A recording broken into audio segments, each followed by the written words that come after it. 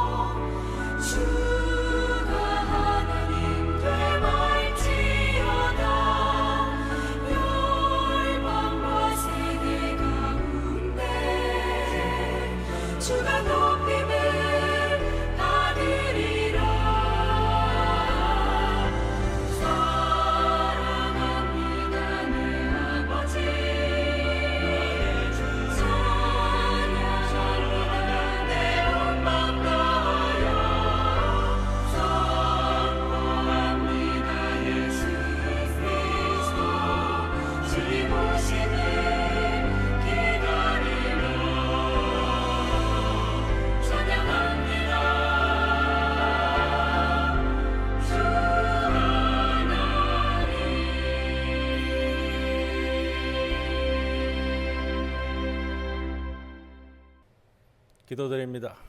주님, 우리가 선한 편에 서게 하옵소서. 수많은 일들과 염려 그리고 사소한 고민의 끈들을 붙잡고 푸느라 정작 가장 중요한 내용물인 주님의 뜻을 바라보지 못합니다. 우리에게 복잡하게 얽힌 인생의 끈을 과감히 잘라낼 수 있는 가위의 지혜를 주옵소서. 마르다처럼 여러 가지 세상 일로 염려하고 근심하며 마음을 빼앗겼던 우리의 연약함을 용서하여 주옵소서.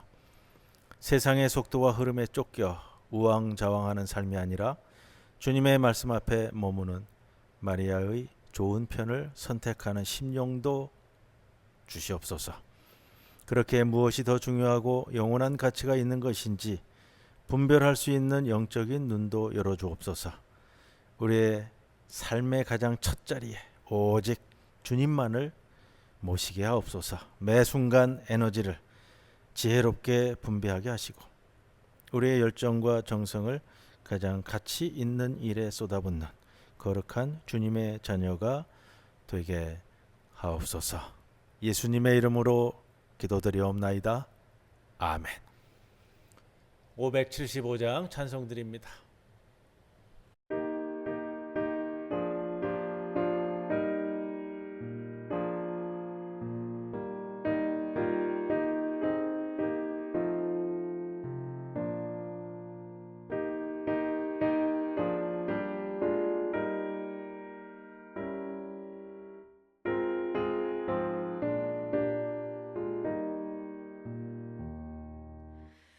주님께 귀한 것 드려 젊을 때 힘다하라 진리의 싸움을 할 때 열심을 다하여라 모범을 보이신 굽히지 않으셨네 너희는 충성을 다해 주님을 섬기어라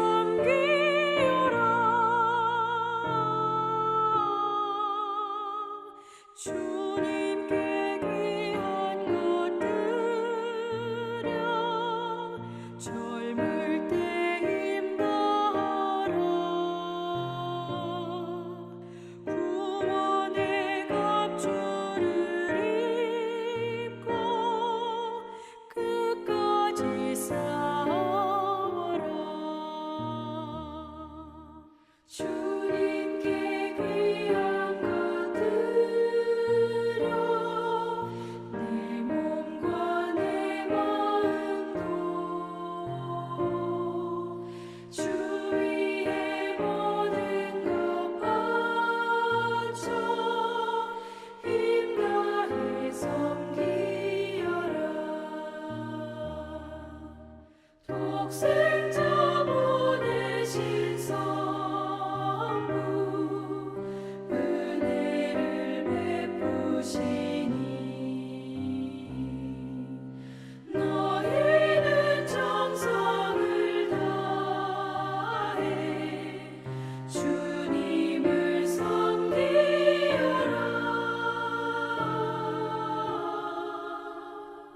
주님께 귀한 것 드려 젊을 때 힘다하라 구원의 갑주를 입고 끝까지 싸워라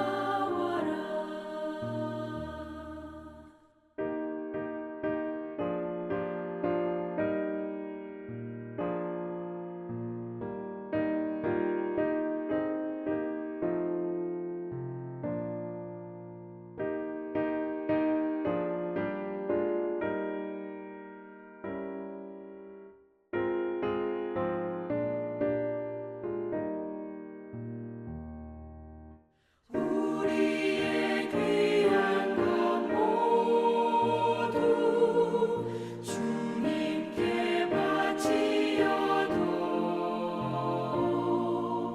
그 귀한 생명을 주신 주 은혜 못 갚겠네 하늘의 영광을 버려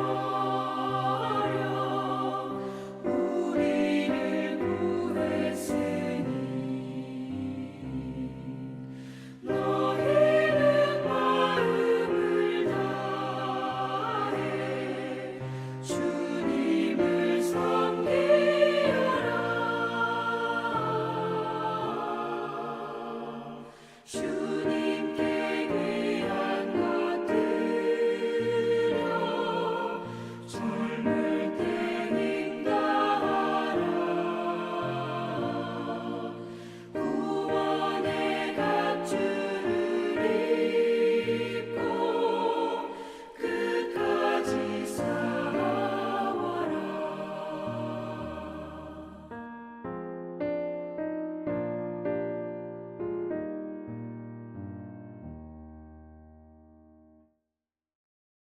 오늘 이사야서 강의 36번째 시간 시작하면서요. 본문은 41장 1절에서 7절 말씀입니다. 봉독하고 말씀 나눕니다. 섬들아 내 앞에 잠잠하라. 민족들아 힘을 새롭게 하라. 가까이 나아오라. 그리고 말하라. 우리가 서로 재판 자리에 가까이 나아가자. 누가 동방에서 사람을 일깨워서 공의로 그를 불러 자기 발 앞에 이르게 하였느냐. 열국을 그의 앞에 넘겨주며 그가 왕들을 다스리게 하되 그들이 그의 칼에 티끌 같게 그의 활에 불리는 촉에 같게 하며 하매 그가 그들을 쫓아가서 그의 발로 가보지 못한 길을 안전히 지났나. 이 일을 누가 행하였느냐. 누가 이루었느냐. 누가 처음부터 만대를 불러내었느냐. 나 여호와라. 처음에도 나요 나중에 있을 자에게도 내가 곧 그니라. 섬들이 보고 두려워하며 땅끝이 무서워 떨며 함께 모여와서 각기 이웃을 도우며 그 형제에게 이르기를 너는 힘을 내라 하고 목공은 금장색을 격려하며 망치로 고르게 하는 자는 매질꾼을 격려하며 이르되 땜질이 잘 된다 하니 그가 못을 단단히 박아 우상을 흔들리지 아니하게 하는도다. 이사야서 오늘 36번째 시간 시작을 하면서요. 41장의 본문을 함께 나누는데 자, 우리 40장의 말씀을 여러 차례 함께 나누어서 말씀을 드렸습니다. 우리 40장에 들어오면서 제2 이사야라고 보통 조금 이렇게 나누어서 부르는 성경 말씀이고 또 내용도 확연히 좀 구분되어진다라는 말씀을 드렸고요. 우리가 40장에서 살펴봤듯이 그 전까지의 내용과는 확연히 다르게 소망의 말씀으로 점층되어지고 있는데 지금 시대적인 배경도 확 달라졌잖아요. 이제 주님의 명령에 의해서 주님의 언약의 말씀을 근거로 해서 우리가 이제 돌아갈 거예요. 이스라엘 백성들이 돌아가는데 70년의 포로 생활을 마치고 하나님께서 세우신 고레스 왕에 의해 칙령이 내려지고 그 칙령에 의해서 돌아가는데 돌아가지 않는 자들이 많아서 왜? 70년이나 살다 보니까 이 땅이 바벨론 땅이 더 좋고 다 자리 잡았고 재산도 여기 있고 직장도 여기 있고 친척들도 여기 있고 이런 거죠. 그 장면에서 오늘 주시는 말씀은 고레스 왕을 통해서 이 역사를 일으키신 분이 누구냐? 너희들이 그걸 안다면 어찌 이러할 수 있느냐? 이렇게 얘기하면서요. 지난번에도 반복되는 말씀이지만 돌아가려고 하는 자들, 이곳에 있으려고 하는 자들을 이제 우상 숭배자라고 이사야 선지자는 이제 평하고 있는데 바로 이 땅에 남아서 우상 숭배자로 남으려고 하는 너희들. 그러나 확실히 알지 않느냐? 이 역사를 누가 일으켰는지. 너희들은 고레스에 기대려고 하지만 그 고레스마저도 하나님의 역사로서 이루어진 것이다. 이 말씀을 오늘 주는 표현이고요. 그 표현 중에 우리가 이제 1절에서 7절까지의 말씀을 더듬어가면서 어떻게 구성되고 있는가 하는 것을 살펴볼 겁니다. 자, 야훼께서는 이스라엘을 대적하고 우상을 숭배하는 열방을 도전하십니다. 하나님은 근본적으로 이스라엘을 선택하시고 보호하시고 회복하시는 하나님을 본인이 증명하는데 이런 거예요. 이스라엘 우리가 이제 40장 오늘은 7절까지 말씀을 하지만 다음 주 말씀에 이제 좀 더 두터워질 내용이 뭐냐면 이제 돌아가야 됩니다. 돌아가야 되는 내용을 하나님께서 역사를 일으켜서 돌아가라라고 말씀하시면서 왜 돌아가야 하는 것까지도 하나님이 증명해야 되고 왜 우리가 이렇게 해야 되는 것까지 하나님이 말씀하시고 결국은 우격다짐으로 이스라엘 백성들의 이 멱살까지 붙잡고서는 끌고 가려고 하는 모습, 그 이제 사랑의 모습을 우리가 살필 수가 있습니다.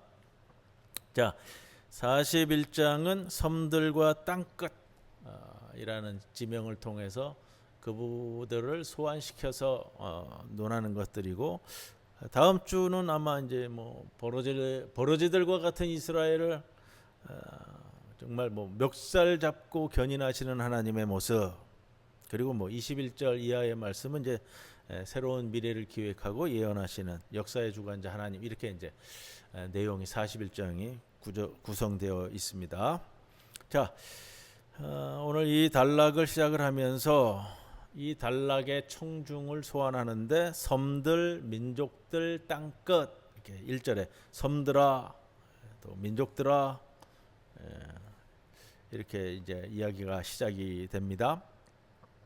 자, 원래 예언자가 이 신탁을 받아서 우리에게 말씀을 전해줄 때는 아마도 특정 지역의 사람을 좀 해서 우리들에게 말씀을 전했을 가능성이 있지만 전체적인 문맥을 지금 생각한다면 특정 섬들이나 특정 민족을 생각하지 않아도 될 것 같습니다. 내용적으로 그렇게 보고요. 섬들, 민족들, 땅끝 이런 것은 변방, 세계 변방을 일컫는 이제 상투어적 표현인데 변방이라고 얘기했을 때는 원래 지금 말하고 있는 이 지역이 지금 세계사적으로는 중심이지만 하나님의 역사 시각에서 본다면 여기가 이제 변방이 되는 거예요. 자, 특히 이 섬들, 민족들, 땅끝이라는 표현은 우상 숭배자들, 이 땅에 남으려고 해서 이 땅에 남아 있는 지역, 이 남는 지역과 여기 이 지역에 남으려고 하는 우상 숭배자들, 우상 숭배자들은 이제 다시 설명 안 드려도 되겠습니다만, 섬들 그러면 이제 고립된 지역을 뜻하고요. 의미적으로도 그렇습니다. 이제 하나님의 역사의 섭리에서 이제 밀려나가는 지역이 되는 거고, 민족들이라는 표현은 히브리어로 로움밈이라는 단어를 쓰는데 혈연과 종교 관습으로 촘촘하게 결속된 공동체 뭐 이렇게 표현된다고 그래요. 땅끝이라는 것은 이스라엘 백성들에게 본다면 이스라엘 백성에게의 땅끝이라는 것은 가나안 지역의 서쪽 끝, 지도상으로 보면은 이제 지중해 연안을 이야기하는 표현인데 의미적으로는 그렇다고 그래요. 이게 이제 땅끝이라고 할 경우에는 하나님으로부터 심리적으로 먼 곳에 있는 자들 이렇게 됩니다. 그래서 1절은 그들을 재판 자리에 초청하는 하나님의 초청장의 내용으로 시작합니다. 섬들과 열방에게 잠잠하며 힘을 새롭게 하여 가깝게 나오라. 자, 이 초청은 어떤 것이냐? 이제 하나님과 우상 사이에 누가 역사의 주제자가 되는가 가려보자 라는 이제 법정 소환 용어로서 시작이 됩니다. 뭐 성경에는 이제 법정 소환 용어, 법적인 용어로 많이 이제 등장을 하는 걸 우리가 일찍이 공부했습니다. 자, 2절에서 4절까지는 이제 이 소환된 재판에서 심리할 내용들을 다뤄주는 거예요. 재판의 목적이 역사를 주관하는 이가 과연 누구냐? 이게 밝히는 거고요. 누가 동방에서 일어난 한 사람, 지금 이 고레스라는 인물인데 이 한 사람을 통해 누가 역사의 이 격변을 일으키고 있느냐? 고레스라는 인물의 그 배경이 누구냐? 밝히자 이런 거고요. 누가 그 고레스를 불러 공의로 불러 자기 발 앞에 대기하게 하며 누가 열국과 열왕의 통치권을 그에게 주었느냐? 누가 열왕들을 그의 칼과 활에 넘겨 사정없이 패하게 하였느냐? 그래서 지금 이제 이 역사가 일어나는 거잖아요. 그거를 얘기하는 겁니다. 2절 말씀을 보면 이제 조금 직역을 하면서 다시 좀 해석해서 말씀을 드리는데, 자, 이렇게 해석을 하는 게 맞을 것 같아요. 누가 동방에서 한 의인을 일으켰으며, 오늘 번역에는 사람을 일깨워서 이렇게 됐는데 의인이란 표현을 그냥 번역하는 게 맞습니다. 누가 동방에서 한 의인을 일으켰으며 그를 자기 발 앞으로 불렀는가? 누가 그에게 열국을 넘겨주며 왕들을 왕좌에서 끌어내리는가? 누가 그의 칼을 먼지처럼 만들어 그의 활이 건불처럼 흩날리게 하였는가? 자, 고레스의 칼이 아주 많은 먼지처럼 적군 진영에 겨누어지고 그의 활이 초계나 건불처럼 적진을 향해 흩날리는 그 상황을 묘사하는 건데, 자, 여기서 이제 앞에 보이는 우리 번역에는 누가 동방에서 사람을 일깨워서 이렇게 된 직역을 하는 게 맞을 것 같습니다. 의인을 일으켜서. 아마 이 동방의 한 군주 고레스를 의인이라고 칭하는 것을 좀 탐탁지 않게 여겨서 번역자가 좀 이렇게 변화시킨 것 같아요. 근데 이방 군주 고레스 왕 야훼께서 자신의 눈앞에 이방 군주들을 하나님께서 의인이라고 부르는 전통은 예언서 곳곳에서 좀 발견이 됩니다. 예레미야서에서도요. 27장 5절에 보면 느부갓네살 왕을 이제 의인이라고 부르거든요. 나는 내 큰 능력과 나의 쳐든 팔로 땅과 지상에 있는 사람과 짐승들을 만들고 내가 보기에 옳은 사람 의인에게 그것을 주었노라. 이 말씀이 나오고요. 자, 의로운 사람, 올바른 사람에게 하나님께서 잠시 통치권을 위임하신다. 이렇게 볼 수 있는 구절들입니다.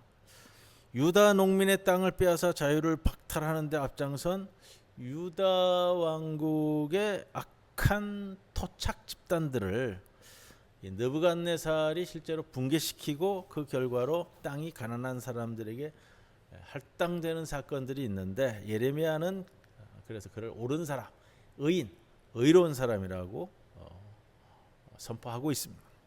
그래서 하나님은 유다의 이 토착 기득권 세력보다 느부갓네살에게 통치 위임을 하신다.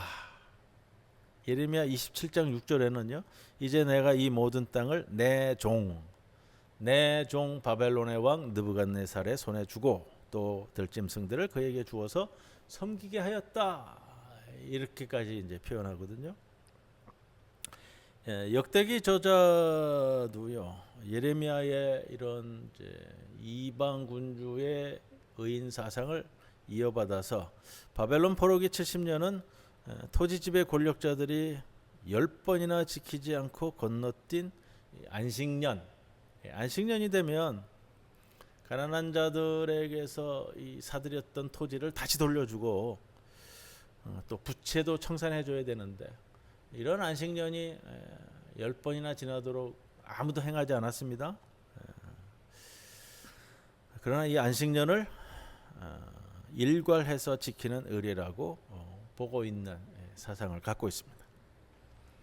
이러한 이방 군주를 불러 그에게 통치권을 위임하시는 하나님의 섭리가 오늘 본문에서도 2절 3절에 나타나 보이는 거고요.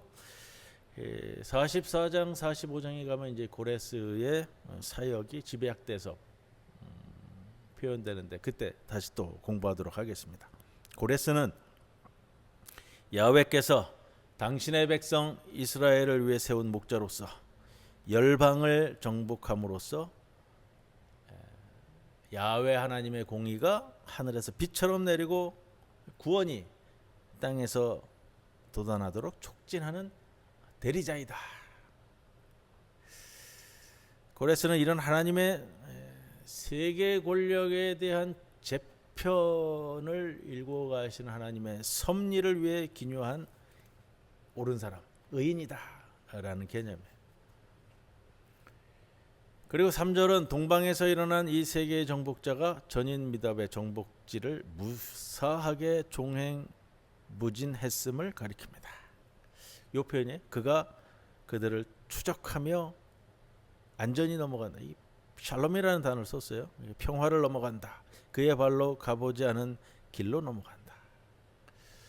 우리 번역은 안전히라고 되는데 이제 평화라고 번역되는 것이 오히려 더 강력한 표현이 될 것 같습니다. 그가 그들을 추적하며 넘어간다. 평화. 그의 발로 가보지 않은 길로 넘어간다. 이렇게 표현됩니다. 그렇다면 이 하나님이 이 정복자를 공의로 불렀다는 언급과 조화되는 표현이 될 것 같아요.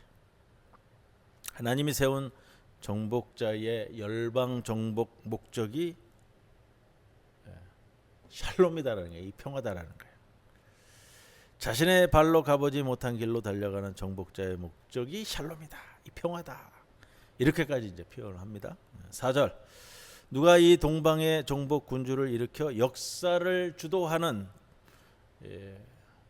이로 세웠는가? 4절 말씀. 나 여호와라. 처음에도 나요 나중 있을 자에게도 내가 곧 그니라. 이스라엘의 하나님 여호와가 세상 역사의 변환을 일으키고 주도하시는 역사의 주관자이시다라는 것을 강조하는 표현입니다. 5절은 야훼 하나님의 이런 역사 변혁의 기세 앞에 섬들과 땅끝이 보이는 반응을 이야기합니다. 일단 그들은 두려워하고 무서워 떨며 함께 모인다. 한데 모여 두려움과 공포를 분산시키려고 한다. 그런데 이 두려움이 그들로 하여금 야훼 하나님께로 돌이키게 하는 것이 아니라 오히려 우상 숭배에 더욱 열정적으로 의지하게 만들지 않느냐. 그러면서 너희들은 보라 이건데요. 그들은 각기 이웃을 도우며 형제들에게 우상 숭배에서 우리가 이탈하지 말자고 서로 격려한다. 너는 심을 내라. 본문이에요. 목공은 금장색을 격려하며 망치로 고르게 하는 자는 매질꾼을 격려하며, 그리고 이렇게 말합니다. 땜질이 잘 된다. 그들은 매질꾼이 잘못을 단단히 박아 우상을 흔들리지 아니하게 만들도록 격려합니다. 자신들이 전통적으로 믿어온 이 우상들, 역사 위기에서부터도 구원해내지 못하는 것을 뻔히 알고 역사의 주관자가 누구인지 알매도 불구하고 이들은 어리석게도 더 우상 숭배에 매달린다. 너희들이 그걸 보고 있지 않느냐? 바로 그 모습이다. 그렇게 하나님의 참된 신앙이 사라진 곳에는 이게 좀 바로 볼 수 있는 좀 사고, 이것이 없고 자기를 자꾸 파멸로 이끌어가는 사고의 굳어짐만 발생한다. 이걸 선포하는 말씀입니다. 오늘 여기까지 말씀 함께 나눕니다. 576장 찬송 함께 드립니다.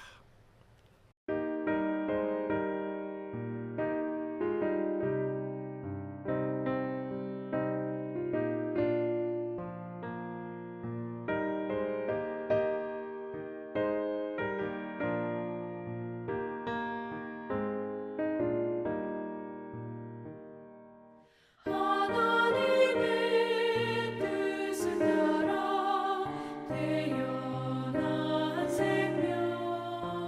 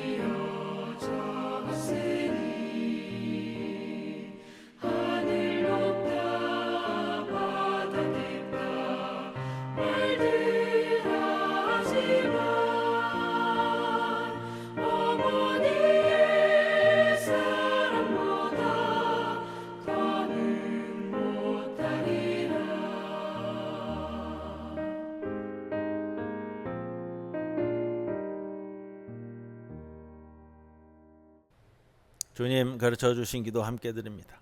하늘에 계신 우리 아버지여, 이름이 거룩히 여김을 받으시오며 나라의 임하옵시며 뜻이 하늘에서 이루어진 것 같이 땅에서도 이루어지이다.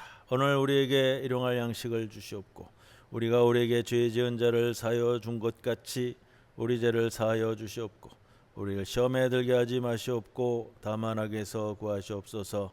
나라와 권세와 영광이 아버지께 영원히 있사옵나이다. 아멘.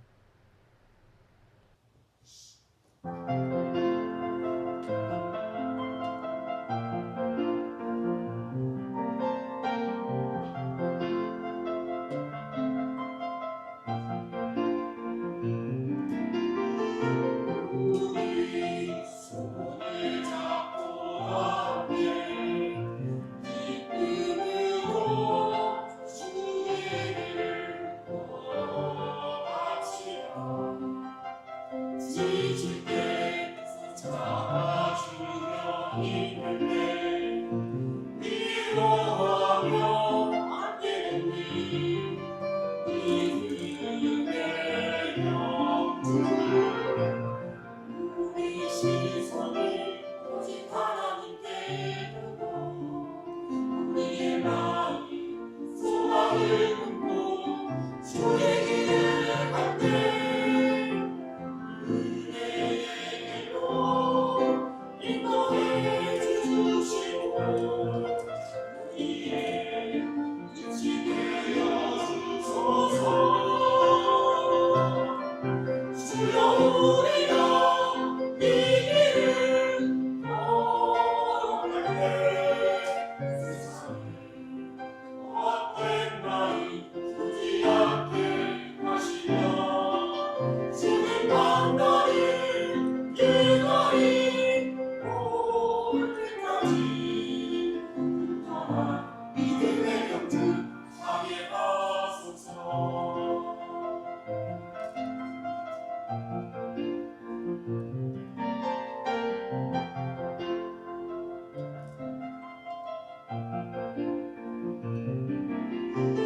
지칠 때 손잡아주며 힘들 때 위로하며 함께 걷는 믿음의 경주. 주여 우리가 이 길을 걸어갈 때 세상에 헛된 마음 두지 않게 하시며 주님 만나는 길거리 올 때까지 평안한 믿음의 경주 하게 하소서. 믿음의 경주 승리하리 믿음의 경주 승리하리 아이런 날까지